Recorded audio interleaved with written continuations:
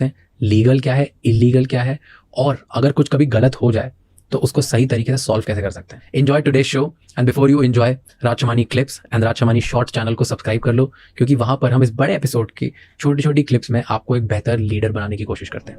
Enjoy the show. You know one thing when you read about this country, बहुत ज़्यादा, that is fertility centres बहुत ज़्यादा बढ़ गए हैं इंडिया में, राइट। और इंडिया का ओवरऑल जो परसेंटेज है इनफर्टिलिटी का ऊपर जाते जा रहा है। People are not healthy enough, if that's a word, or या तो I don't know what's the word for it, but people are not equipped enough to now have a baby. और ये बहुत बढ़ते जा रहा है कंट्री में, बहुत सारे सेंटर्स खुलते जा रहे हैं, बहुत सारे लोग सोसाइटीज में ये बढ़ते जा रहे हैं, right. And it has become if not very common but somewhat level पे हर किसी की फैमिली में किसी को कुछ ना कुछ पता है। It has reached to that level. Why do you think कि इनफर्टिलिटी क्यों बढ़ते जा रही है? From a men perspective and from a women perspective, both term. जो एक तो सबसे बड़ा सोसाइटी पर्सपेक्टिव है कि पहले इन चीज़ों के लिए डॉक्टर के पास नहीं जाते थे लोग, क्योंकि ऑप्शन ही नहीं थे।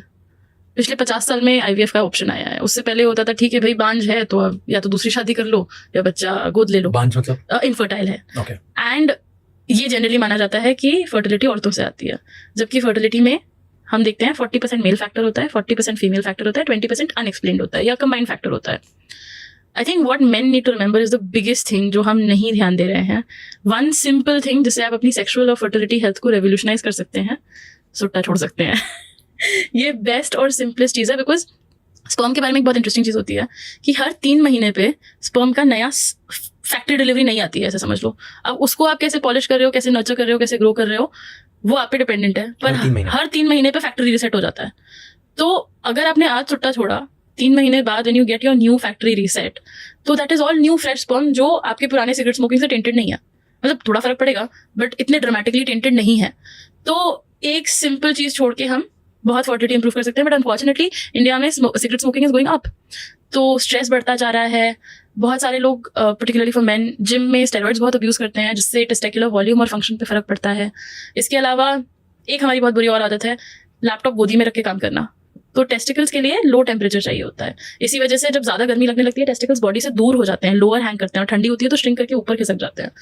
तो बिकॉज वो self regulating air conditioning system है, ऐसे समझ लो उनका। वो मसल्स के थ्रू अपने आप को रेगुलेट करते हैं कि कितना ऊपर, कितना शरीर के क्लोज है, कितना दूर रहना है।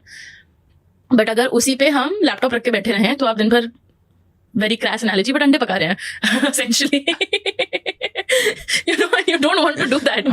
And as our lifestyle is getting worse and worse, work hours बदलते जा रहे हैं, स्ट्रेस बढ़ता जा रहा है, जिसकी वजह से सब्सटेंस अब्यूज बढ़ता जा रहा है। और इस स्ट्रेस को लोग जाके जिम में निकालते हैं, which is great, but gym में गेन्स नहीं दिखते तो फिर स्टेरॉइड अब्यूज में चले जाते हैं। इन